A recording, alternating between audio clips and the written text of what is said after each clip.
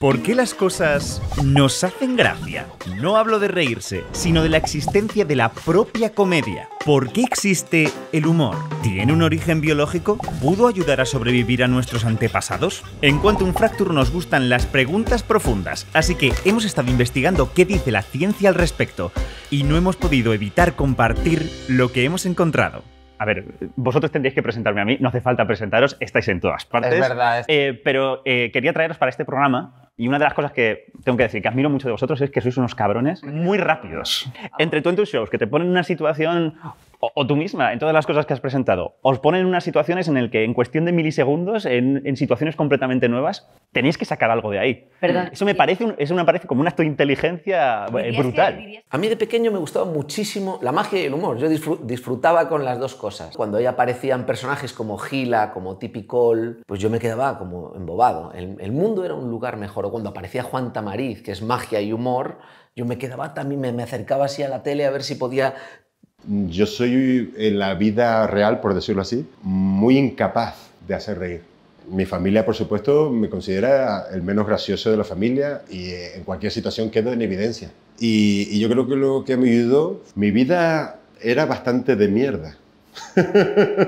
Como que cuando las cosas no están demasiado estables, a mí por lo menos me ayuda a tomar decisiones o atreverme a tomarlas.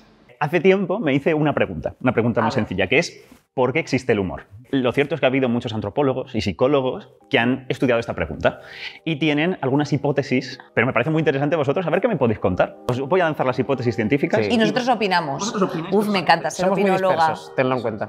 Pero, antes de continuar, notición. Vuelve nuestro podcast en Podimo. Vuelve Hipermovidas temporada 2. Para esta temporada hemos querido hacer cambios. Me veréis capitanear la nave a mí solito, con un invitado y un cómico invitado, y atacar temas súper alocados en los que nadie esperaría que hubiera ciencia. Y sí, no estás disociando. Este es un episodio sobre ciencia y Taylor Swift. No sé si has oído hablar de una cosa que se llaman relaciones parasociales. Hay que evitar que las inteligencias artificiales hagan fan de Taylor Swift. Hay que evitarlo. A lo mejor iba a comentar una cosa en concreto. Alguien que coge el avión para comprar el pan. ¿Y si te dijera que Taylor Swift lo ha resuelto por completo? Tenéis ya el primer capítulo en Podimo, nuevos todos los miércoles. Si queréis echarle un ojo y ver si os gusta, os dejo en la descripción un link en el que conseguiréis 45 días gratis de Podimo. Lo estamos haciendo con mucho cariño, así que os invito a ver el estreno. Y ahora, dicho todo esto, vayamos a descubrir el origen científico del humor. Pero, para un momento, ¿no podría ser que el humor fuera un comportamiento aprendido? ¿Algo que imitamos de nuestros padres? ¿Estamos realmente seguros de que tiene una base biológica? Pues lo cierto es que hay bastantes indicios que apoyan esta idea. Por un lado, el sentido del humor y la risa son universales. Se observan en todas las culturas y en personas de todas las edades. Y también parecen innatos. Los bebés sonríen desde las primeras semanas de vida y la risa espontánea es una de sus primeras vocalizaciones. Además, desde que tienen apenas 6 meses, son capaces de reírse en respuesta a incongruencias o juegos como el cucutras. Otros primates también poseen una expresión facial equivalente a nuestra risa. Ese gesto aparece durante las cosquillas o las peleas de broma, juegos similares a los que nos hacen reír a nosotros. Y, para colmo, viene acompañado de vocalizaciones más parecidas a las nuestras cuanto más cercano es el parentesco del primate. Y no son los únicos animales capaces de reír, es un comportamiento que también se ha observado en perros o ratas. ¿En serio? Todas estas observaciones apuntan a una explicación evolutiva para la risa y el sentido del humor. Algunos investigadores especulan que sus elementos más rudimentarios pudieron surgir hace varios millones de años. A mí esto de la explicación evolutiva es lo que más me raya. Si reírse y hacer chistes tenía un propósito para sobrevivir en la jungla, ¿cuál demonios era? Es decir, imagina que eres un insecto que puede presentar dos colores distintos, uno claro y otro oscuro. Si el tono oscuro ofrece un mejor camuflaje frente a los depredadores, los insectos de ese color tendrán más opciones de sobrevivir. Los que no la palmen, casi todos ellos oscuros, se reproducirán y tendrán crías del mismo color. Así, el color oscuro se va haciendo más común entre esos insectos, hasta que lo presentan casi todos. Esta es la selección natural, el motor evolutivo que hace que cambie la vida en la Tierra. Es la famosa supervivencia del más apto. Y, como no, los humanos no somos ninguna excepción. Por ejemplo, en un entorno de sabana, los primates capaces de erguirse tendrían más facilidad para ver si se acercaba un depredador. Los que tenían estructuras anatómicas que favorecían este movimiento sobrevivían más a menudo que los que no. Así que ese rasgo se fue seleccionando con el paso de las generaciones. El que todos los seres humanos seamos bípedos provendría de aquí. ¿Puede que con la comedia pasara algo parecido? ¿Que los humanos capaces de reírse y generar risa estuvieran mejor adaptados que los que no? Pero, entonces, ¿cuál sería la ventaja evolutiva del humor? ¿Cómo nos ayudaba a sobrevivir en la jungla? A sobrevivir. Y por eso todo el mundo lo tenemos, es decir... Mira lo que me ha pasado, mira la reacción que me has generado, pelos de punta. Sí. Que la pregunta es buenísima, la pregunta es interesantísima. ¿Por qué la evolución ha premiado el humor y nos ha traído a donde estamos ahora? Habría que intentar definir qué es el humor. Como sabía que venías, he estado investigando y he visto varias definiciones del humor y todas son decepcionantes. Todas son decepcionantes. Schopenhauer decía, el humor es poner una cosa allí donde no va. El problema es que no siempre que una cosa esté donde no tiene que estar, hay humor. También decía que el humor es sorpresa intelectual. Y a mí me gusta mucho esa definición. Es algo inesperado. El humor vive en lo inesperado. Una vez lo definí también en el programa de la vida moderna, aprovechando el chiste de iban dos y se cayó el del medio. La comedia se puede formular matemáticamente como A, conjunto vacío, B. Iban dos, A y B, y se cayó el del medio.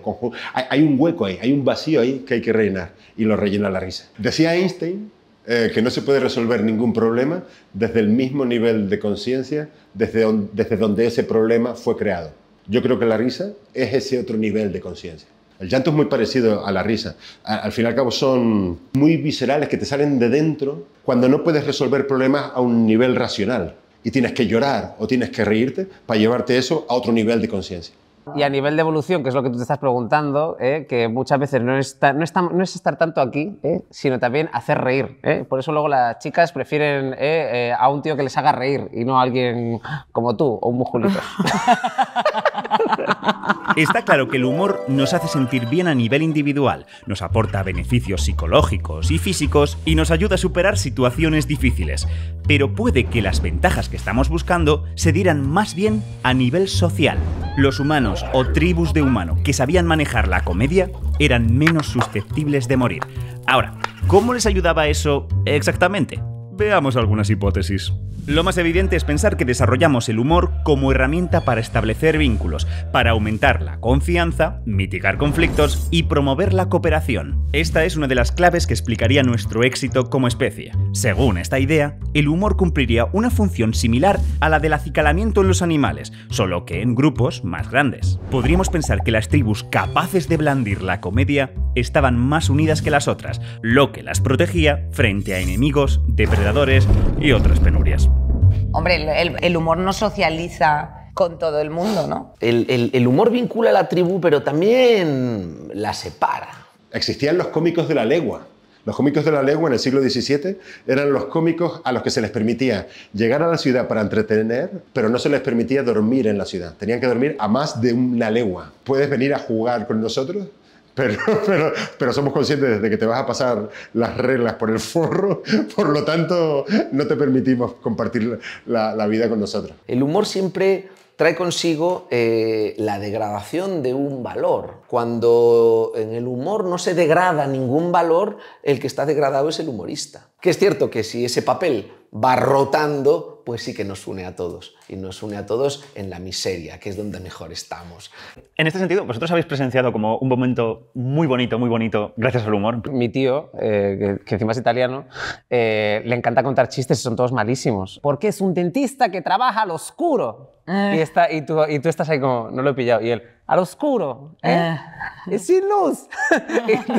Se acaba de morir mi abuelo, estábamos todos en familia, le estaba contando uno de sus chistes y a toda la familia en conjunto nos dio un ataque de risa porque esa presión tenía que salir por algún lado. Pero hay otras funciones menos evidentes que también podrían habernos ayudado. Por ejemplo, es posible usar el humor para entablar una lucha simbólica. Nuestros antepasados quizá arreglaban sus diferencias o incluso se disputaban el liderazgo mediante una especie de pelea de gallos. Todo esto con el beneplácito del resto del grupo. Vencedores y vencidos sin que nadie sufra daño. Mientras otras tribus estaban chocando cabezas y debilitando la integridad del grupo, el humor habría permitido hacerlo en un terreno seguro.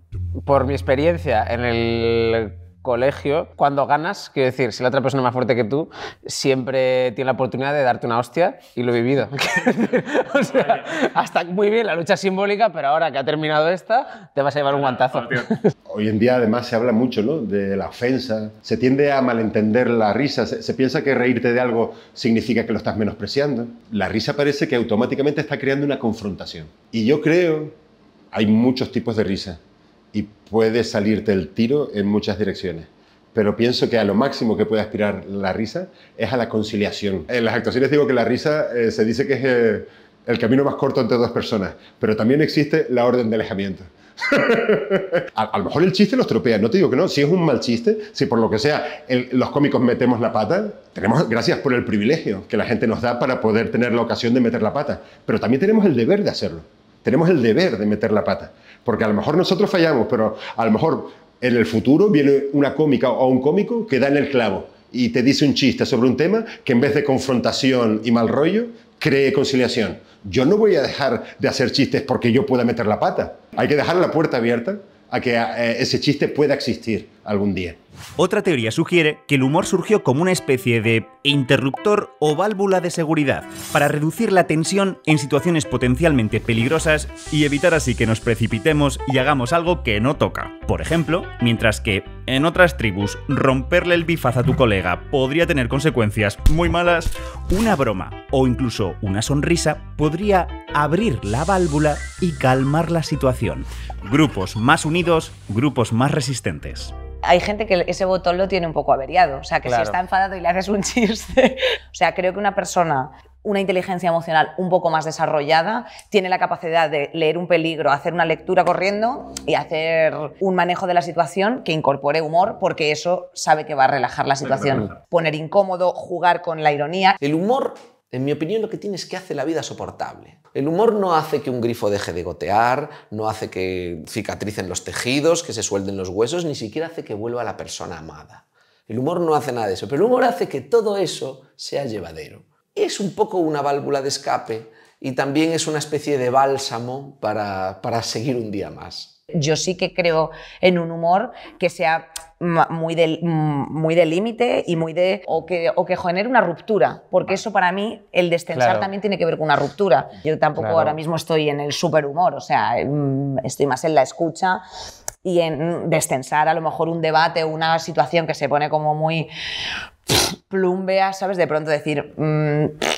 venga, ¿qué es lo que he dicho antes? ¿Ves? El romper. O sea, en plan de, bueno, aquí se está hablando mucho de esto, pero nadie ha mencionado el donete que me va a meter por el culo después, ¿sabes? Entonces, no es ni siquiera un chiste. Y, además de ayudarnos a no liarla, el humor también podría evitar que otros la líen. Esta es una de mis favoritas. Según la hipótesis de la falsa alarma, sería una manera de avisar a los demás de que una situación extraña no representa ningún peligro. Volviendo a la jungla. Imagina que van dos y se cae el del medio. No, venga, ya en serio. Imagina que van dos, uno se tropieza y se hace una buena herida. La tribu se percata y va corriendo a socorrerlo. Es una situación de emergencia. Pero, ¿qué pasaría si es un rasguño de nada? Si no hace falta esa reacción tan grande. La tribu habrá desviado su atención a algo que no la merece. Un punto débil frente a amenazas externas.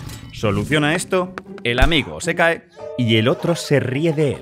El resto de la tribu sabe que se ha caído, pero como está el otro partido de risa, también se dan cuenta de que no es grave. La presencia de humor indica que es una falsa alarma. Puede que detrás de todos los vídeos de caídas esté un instinto básico para no inquietar al grupo. El humor es una manera social de gestionar esa incertidumbre, de gestionar eso inesperado. Por ejemplo, si yo abro mi armario y hay un tigre gigante de peluche, me río porque no tiene consecuencias.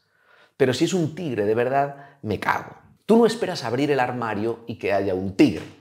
Si el tigre tiene consecuencias nefastas, es terrible. Si no las tiene, es humorístico. Me llama la atención eso de que alguien se ríe y entonces suaviza la situación. Parece que ya no es tan grave. Se habla mucho de que la risa es contracorriente, contracultural, y sí que lo puede ser. Pero la risa puede estar perfectamente al servicio del status quo. Una situación que es insostenible y que pide a gritos que cambie, pide a gritos una revolución. Igual gracias a la risa también puede estar al servicio del poder. Yo realmente creo que todas las alarmas son falsas. Te diría una cosa, que no somos tan importantes para que haya una alarma no falsa. Todas las alarmas, si uno entiende su lugar en el universo, son falsas. El ejemplo perfecto es la alarma de un coche. Yo no he visto jamás sonar una alarma de un coche porque alguien lo estuviera robando. ¡Jamás! Las alarmas de los coches pueden saltar por cualquier motivo, por ejemplo, porque sí. De hecho, ese es el más frecuente de los motivos por los que suele saltar una alarma de coche. Pero las alarmas de coche suelen saltar o bien por caída de un meteorito en la ciudad, por invasión de Godzilla, terremoto, explosión nuclear y luego ya en quinto lugar y muy lejos porque alguien está intentando robar un coche. Moraleja, si tú oyes la alarma de tu coche sonar, es mucho más práctico irte a un refugio atómico que ir a ver qué le pasa al coche. Todas estas propuestas parecen razonables, pero tienen algunos problemas. En primer lugar, los ejemplos que hemos puesto ilustran cómo la risa y el humor podrían haber beneficiado a unas tribus frente a otras, pero algunos expertos no consideran que esta selección de grupo sea un mecanismo evolutivo válido. Para entender por qué, podemos pensar en el altruismo, anteponer el bien de los demás al propio. Sin duda es algo bueno para todo el grupo, pero también implica un coste a nivel individual. Un miembro de la tribu que se comportase de forma egoísta disfrutaría de las mismas ventajas que sus compañeros altruistas sin incurrir en tantos costes, por lo que tendría más opciones de sobrevivir. Eso habría evitado que la evolución seleccionara el comportamiento altruista.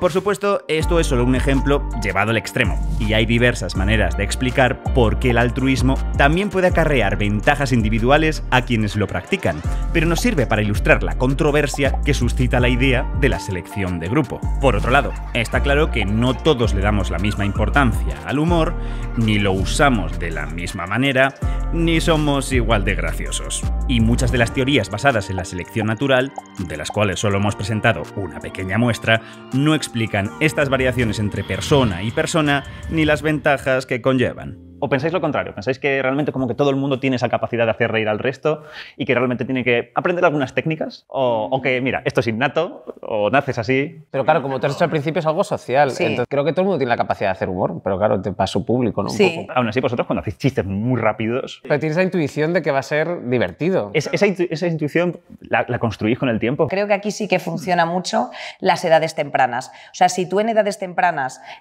has empezado a registrar cierto tipo de cosas, interpretas también una forma de camuflar con las realidades que vayas teniendo. O sea, si tú, por ejemplo, en tu casa hay una bronca, pero a la vez tú vas a un cole donde todo tiene una presunta normatividad, ¿vale? Donde no se comparten este tipo de cosas, tú tienes que ficcionar un poco, ¿no? Tu casa, de tu colegio, tienes como unos recursos sociales o unos recursos de empatía o de lectura social que creo que son a lo mejor no más desarrollados, pero desde luego sí que una habilidad alternativa para ficcionar. Tú cuando llegas a un sitio es como que haces una lectura general, que a lo mejor lees la sala más rápido. Sí. No creo creo que también se puede trabajar. O sea, creo que simplemente con que escuches pues es suficiente. Y luego hay gente que no escucha una mierda y llena pabellones, ¿sabes? Entonces...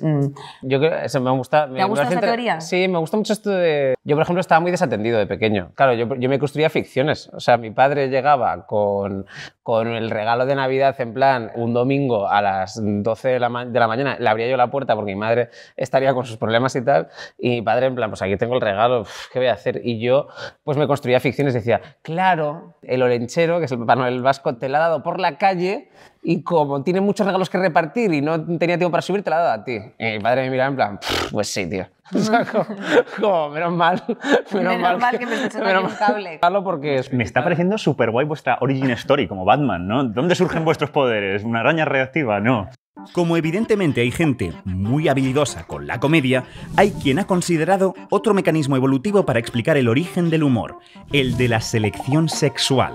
Imagina ahora que eres un pavo real con una cola alucinante. Esa cola no solo no ofrece ninguna ventaja para la supervivencia, sino que es un auténtico lastre. Es aparatosa, pesa como un demonio y sus colores son un reclamo para los depredadores. Sin embargo, los machos con las colas más grandes y vistosas son los que más triunfan. ¿Cómo se come eso? Es como si no estuviéramos ante la supervivencia del más apto, sino del más sexy. Darwin propuso que la cola del pavo real resulta atractiva porque es un indicador de la calidad genética del individuo. Y es que solo los machos más aptos lograrían apañárselas con una cola tan engorrosa. Así pues, los pavos con las colas más vistosas se reproducen más y tienen más descendientes, por lo que los de la siguiente generación tendrán, en promedio, colas aún más impresionantes. Algo así podría ocurrir con el humor. Tal vez apareció como un indicador de otras cualidades que suponen una ventaja para la supervivencia, como la inteligencia o la creatividad. Así, hacer gala de un gran sentido del humor, cual pavo real que alardea de su cola, nos haría más populares y atractivos, aumentando nuestras opciones de encontrar pareja y perpetuar nuestros genes. Creo que sí, que el humor es una virtud. Es como decir, ¿tú crees que la higiene ayuda a ligar?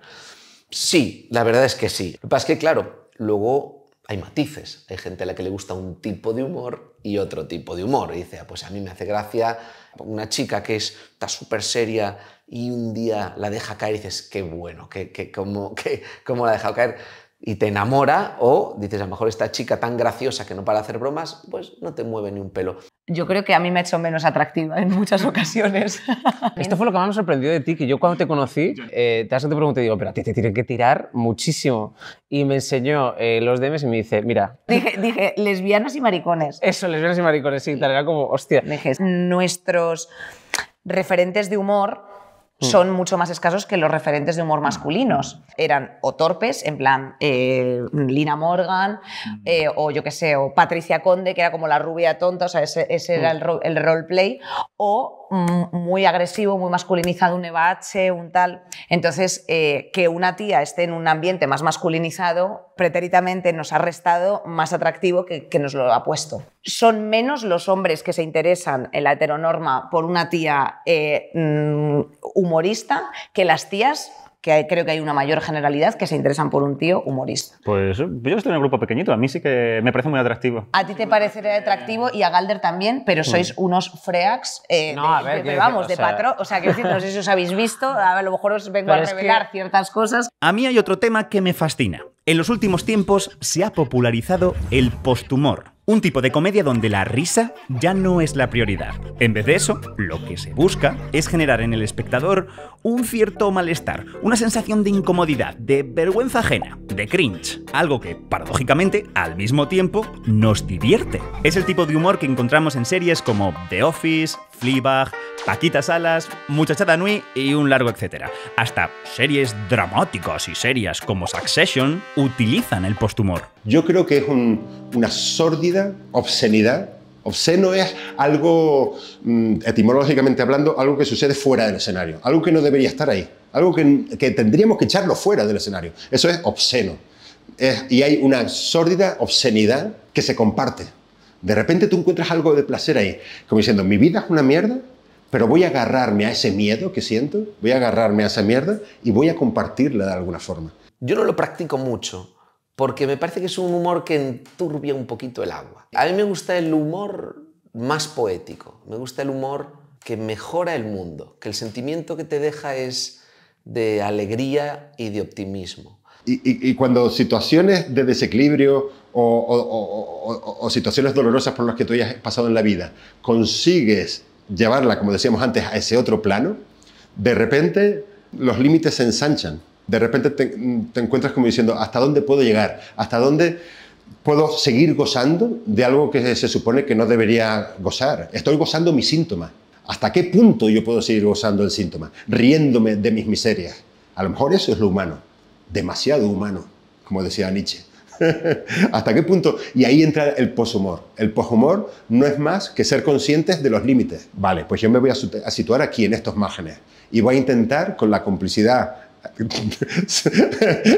hasta donde podamos compartir esa sórdida obscenidad de seguir empujando esos límites. Pero, ¿por qué demonios disfrutamos con un tipo de comedia que nos hace sentir mal? Una posible explicación es la hipótesis de la violación benigna, que dice que el humor aparece cuando hay una violación, algo que amenaza nuestras ideas sobre cómo debería ser el mundo, pero que al mismo tiempo nos parece benigna, es decir, que no implica un peligro real. Esas violaciones benignas probablemente surgieron como falsas amenazas físicas, como cuando alguien nos hace cosquillas, nos persigue o lucha con nosotros de broma. Aunque pegarse es algo negativo, solo nos hace gracia si es evidente que el agresor viene en son de paz, el humor entraría para marcar el pegarse con colegas como algo positivo. Es un juego que permite a los niños desarrollar habilidades físicas y sociales útiles para la supervivencia. Pero esto no acaba aquí. Con el tiempo, las amenazas físicas pasaron a ser otro tipo de violaciones benignas, la ruptura de normas sociales y morales. Por ejemplo,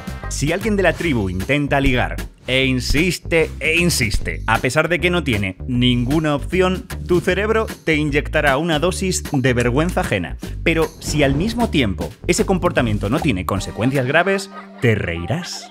Así, igual que el humor hace que jugar sea algo estimulante y divertido para los niños, el posthumor nos incentivaría a exponernos a lo vergonzoso. Desde esta perspectiva, el posthumor sería una especie de ensayo.